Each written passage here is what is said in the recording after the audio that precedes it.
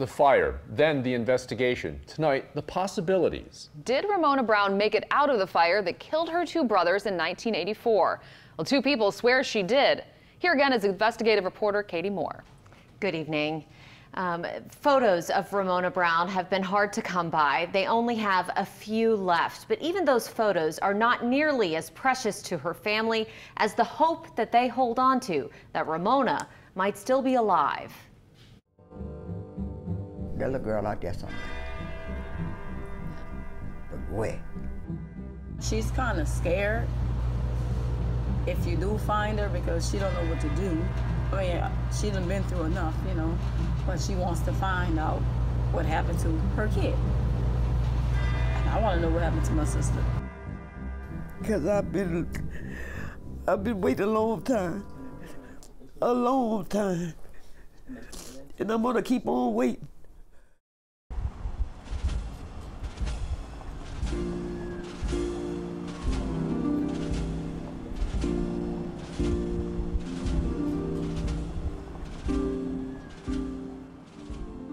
And it ain't gonna never end. Because in my heart, she's alive. She is. The coroner says 6-year-old Aubrey Jr. and 2-year-old Kevin lost their lives in the blaze. I thought I was dreaming, but I wasn't. And when I opened my eyes and saw blazes under the bedroom door, and I ran around to the front of the house, and I heard the kids hollering, Mom and Daddy, but I couldn't get to them.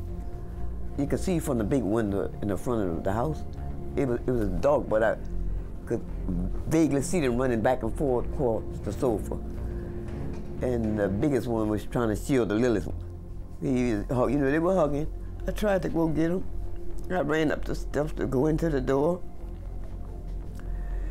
And my husband came behind and pulled me back from the back, my shirt, and pulled me. He said I wasn't going to be able to make it, but I was thinking to just run in and grab the both of them and jump out the window. It didn't happen.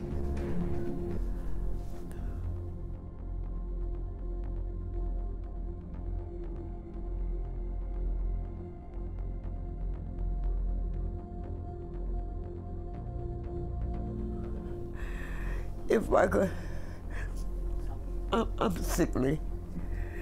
And if I could just see her before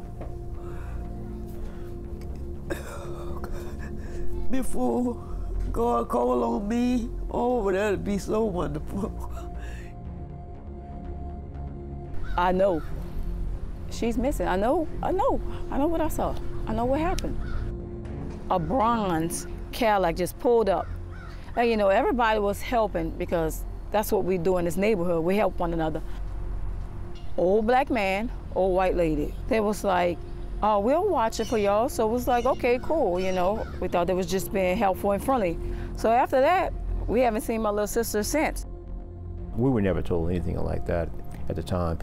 What I'd be surprised is that the same sister, you know, some days afterwards would have not have expressed that to the parents, you know, or even later than that. I've been telling this story to my mom since I was little. When Simona got a little older, and I asked her again to be sure what she told me when she was small, when she was 7 years old, what happened, or did you really see what happened about the fire? She told me the same story.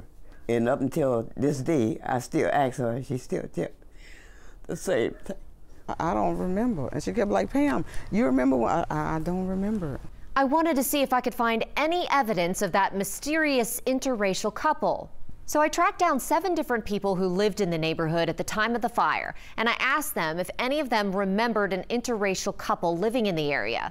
All of them said no, but again, it was Mardi Gras Day, and even the neighbors had friends in town staying with them. Wasn't too many people called her Al, but people around by the house called her Al. They never called her by her name. Al, cute little thing. She sure was. About a day after, or 2 days, something, it wasn't that long. After the fight, she called me by my sister and told me, she said, oh, she said, I talked to Al. I said, Ma, I said, you talked to Al? She said, yeah. I said, well, what you mean? I said, well, how you talk to her? Been so long, but I know I have a sharp mind. Telephone ring, it was about 2, 3 days later. Pick up the phone, I say, hello? And somebody said, Ma. I said, who is this? Al. I said, Al, where you at? I didn't hear no more. March 9th, 1984, Dorothy Nickerson's phone number was published in the Times-Picayune. She didn't know my phone number, and somebody must have dialed it for her. I told Johnny Mill about the phone call. Did you end up telling police about that at the time? No. I don't know. My mind just wasn't right or something. I don't know what happened to me. But I never received any information about any information concerning a phone call or anything that would indicate that Ramona had survived or that she had been a victim of a foul play or a kidnapping or anything like that. Investigators never ruled out arson, but the assistant coroner wrote on his reports accidental fire death.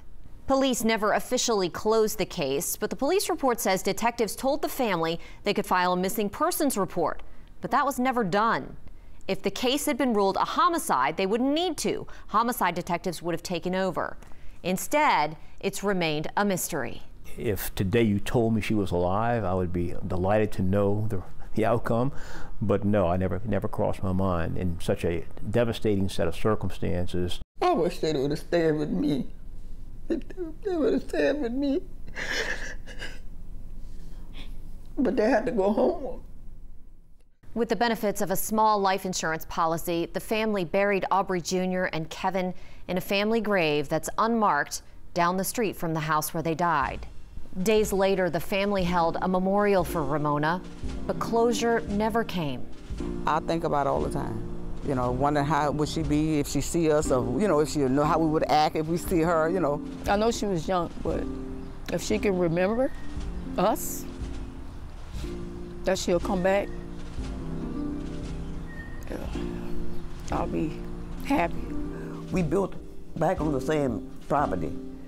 And the reason, because if she ever decides to come, we here. I'm not moving.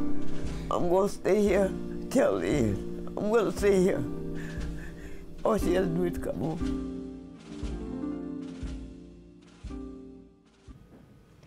So with the fire scene cold and no evidence left to test, where do we go from here? 4 of Ramona's family members, her mom, and 3 of her brothers and sisters agreed to submit their DNA to Ancestry.com's national database to run it and see if by chance Ramona might be out there somewhere searching for her family. Ton and Natalie, we're hoping to get the results back from these tests in the next 3 weeks or so we should bring those to you. And that would be amazing if some advance in technology like DNA testing gave a new lead in the case. Absolutely. It would require, you know, her being out there hoping to find something about herself, but you never know. Yeah, and you could certainly feel the pain coming from Ramona's mother. It was very heartbreaking hearing her and what she's going through. We wish them the best. Absolutely, and we're going to take some questions again on Facebook tonight if anybody is curious about anything that they've seen in the reports.